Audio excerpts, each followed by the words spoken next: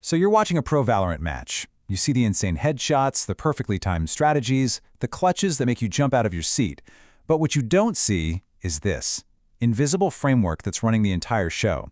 There's a hidden rulebook that turns the game you play into a high-stakes professional sport. And today, we're going to peel back the curtain. You know, you might think the only difference is just pure raw skill. Thousands of hours grinding the range, reflexes that are just not human. And yeah, that's a huge part of it, for sure. But it's not the whole story. The single biggest thing separating a pro player from you and me, it actually has nothing to do with aiming at all. That's right. It's the official VCT competition rule set. And this isn't some little pamphlet of do's and don'ts. It's a massive, legal-style document that dictates a player's every move, from the moment they walk into the arena to the second they go home. This is what turns the game into a job. So why does something like this even exist? Well, it's not about being strict just for the sake of it. The whole point is to guarantee what they call competitive integrity. It's to make absolutely certain that every single match is won or lost purely on skill and strategy, with zero funny business. And this one quote, right from the rulebook, kind of sums it all up. Team personnel must at all times observe the highest standards of personal integrity and sporting conduct. This sets the tone right away. This isn't just a game anymore. It's a profession with seriously high stakes, and the expectations are just as high. So what does this actually look like on match day? Well, the rules kick in long before anyone even loads into the server. In fact, the pre-match environment is one of the most tightly controlled parts of the whole day. Forget about just logging on 10 minutes before your ranked game starts. At a major tournament, pros have to be on-site ready to go a full 90 minutes before the match begins. And being late? Oh, that's not just a slap on the wrist. It comes with official penalties. Professionalism starts with a stopwatch. Have you ever wondered if pros get to use all their own gear? Well, the answer is kind of. They get to bring the really crucial stuff, their keyboard, their mouse pad, the things they spent thousands of hours building muscle memory on. But everything else, it's completely standardized. The PC, the monitor, even the chair they sit in is provided by the league. It's all about creating a perfectly even playing field. And the lockdown gets even tighter once they're in the official match area. No phones, no smartwatches, not even a simple USB drive is allowed near the computers. And this isn't just about keeping them focused. It's a huge security measure to make sure there is absolutely no chance of outside communication or cheating.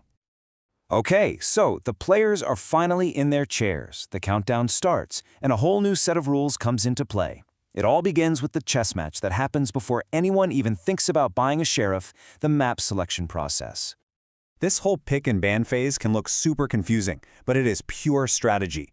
Teams are taking turns banning maps, and they're not just getting rid of their own worst maps. They're trying to attack their opponent's strengths, trying to force them onto uncomfortable ground. A match can literally be won or lost right here, before a single shot is even fired. And what about those tactical timeouts you see? Well, they're not just a free-for-all. Each team gets 2 of them, 60 seconds each, per map. But here's the catch. They have to call it in the first 20 seconds of the buy phase, and during that minute, the players are totally frozen. They can talk strategy, but they cannot move their agents at all. Every second is accounted for. But of course, you know, technology isn't perfect. Sometimes things go wrong. And in a match with millions of dollars on the line, a single bug can decide everything. This is where that rulebook becomes a team's last line of defense.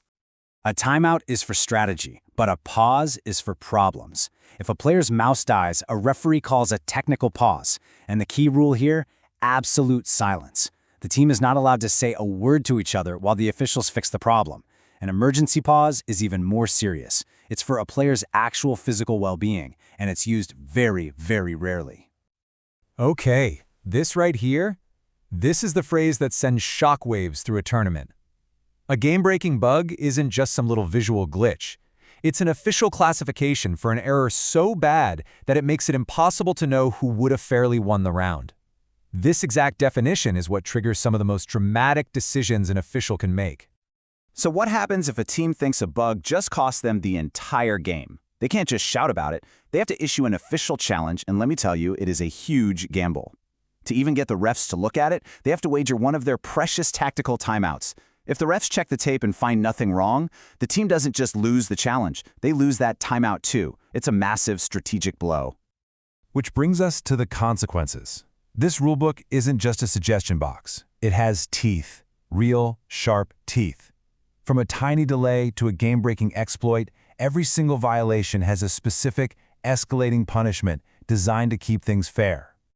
Just look at the penalties for something as simple as delaying the game. The first time, it's just a warning. But if a team delays the game 5 times in one match, they automatically forfeit the entire map. That's how seriously they take being on time.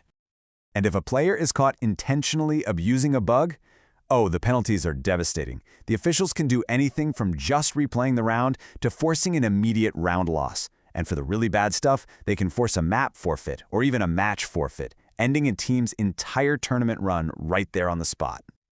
And you'd think after all that, after the final kill is on the board, they could just relax, right?